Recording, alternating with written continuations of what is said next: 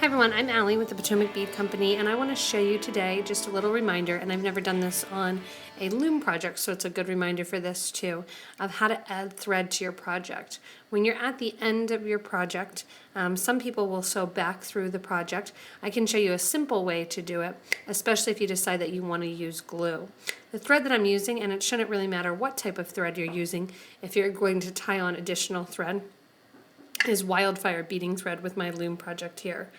I have another piece of thread that I've cut, and I'm going to go right to the end of that thread.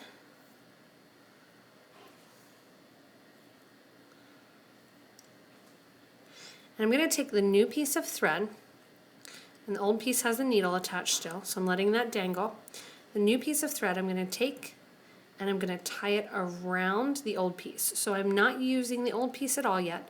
I'm just tying the new piece around and making a knot around the old piece of thread that's still there. It's just a simple knot. What that allows me to do is move that knot up and down along my previous thread. So you can see that moving up and down the thread. After I have that on, what I want to do is pull nice and tight, pull it right up to the end of your bead or whatever you're going to knot against. And take the needle off the previous thread. Grab the two ends then that are together, the tail that had the needle attached and the new end. And I'm going to tie those together as well, making sure that that first knot that I did stays down as close as I can to my beads. I take my needle nose pliers then, or my bent chain nose in this case, and I just give it a nice tight pull.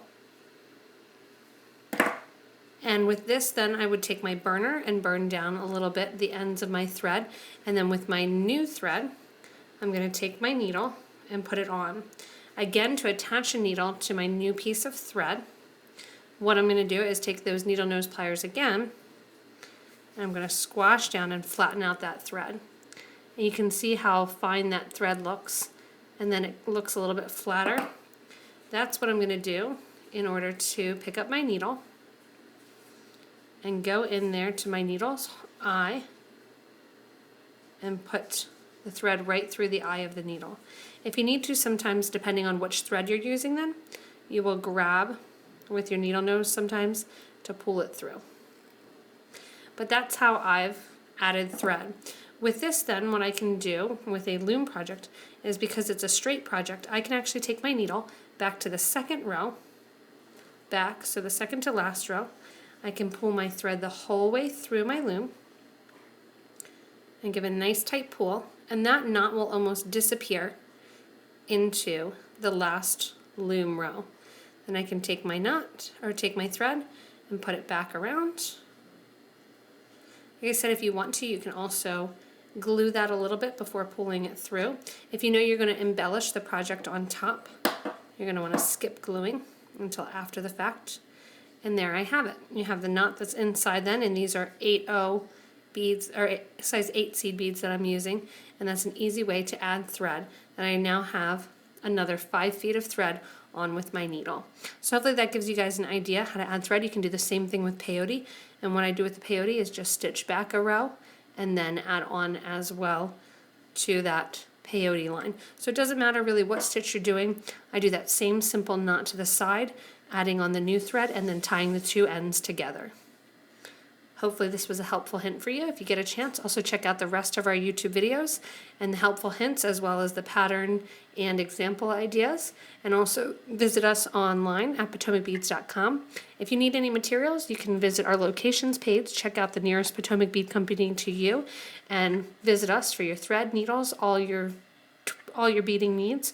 Or you can visit us online at thebeadco.com and purchase from there. Thank you very much for watching.